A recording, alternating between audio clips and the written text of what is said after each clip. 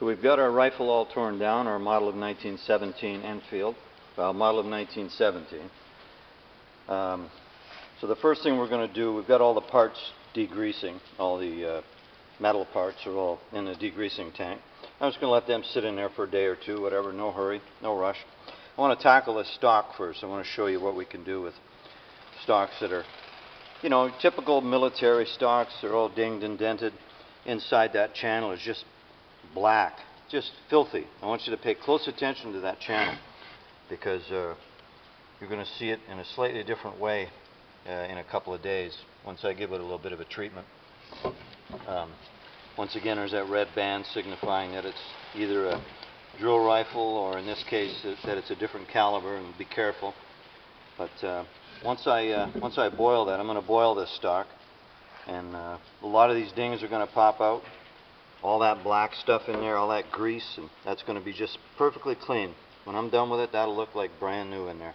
There's no other way to get wood that clean.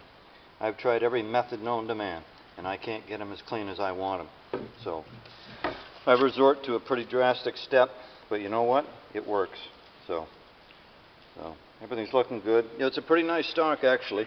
It's just got a few dings in it. I don't think it's even got a crack. I haven't really seen a crack anywhere in it. It's certainly got some dings, but once it gets its little treatment in the boiling tank, you'd be amazed at how many of those dings are going to pop right out of there. So, same with the handguards. They're pretty greasy. I mean, I've certainly seen worse, but this gun was Parkerized, at some time in its life, probably by the Canadian military. I figure it's got Canadian military cartouches on the wood in a couple different spots that I'm going to save. I have to save those. There's one right there. It's the arrow, British broad arrow inside of the C, and then it's got the other one right there. Same thing. British broad arrow inside of a C. So no other markings on other than things that are painted, but there's no other stampings or marks on the wood. There is something here. Probably Remington, eh? R. There's an R in there.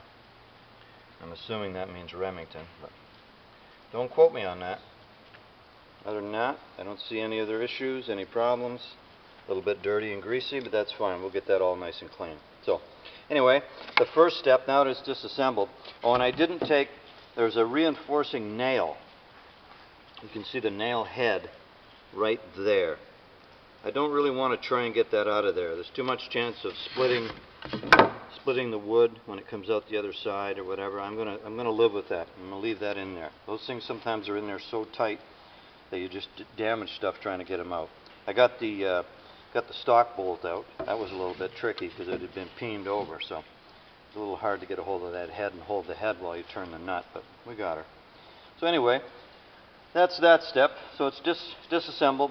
Now I'm just going to take a rag just filthy with lacquer thinners and go over this thing and wipe it down really good inside and out, and get the bulk of the grease off, bulk of the oil off by hand, and then we're going to boil it.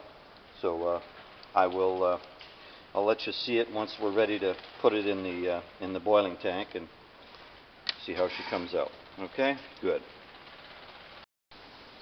All right, I've taken the preliminary step of going over this wood with some lacquer thinners just to remove the bulk of the grease, just so I don't get my boiling tank just totally polluted. So, not much has happened. It's just cleaned it a little bit. So obviously none of the dings or anything have popped out, but at least it's a little bit less oil soaked. It's just a touch drier and cleaner down inside there where it was all filthy. So once it's boiled, that cavity will be just like brand new. So you'd be amazed how nice this is going to look. Tons of these dings are going to pop out. They're not all going to pop out, but lots of them are. And it's going to be a lot less work to fix. And we won't lose any stampings. None of these cartouches will be lost. So that's one bonus to doing that. Shouldn't lose that serial number or anything. So overall, it's going to look good. I just wanted you to see it just a little bit. Like I say, just a little bit of lacquer thinners or some kind of degreaser and just give it a quick clean. And then we're going to throw it in the water and see what she looks like. Alright, so we'll see.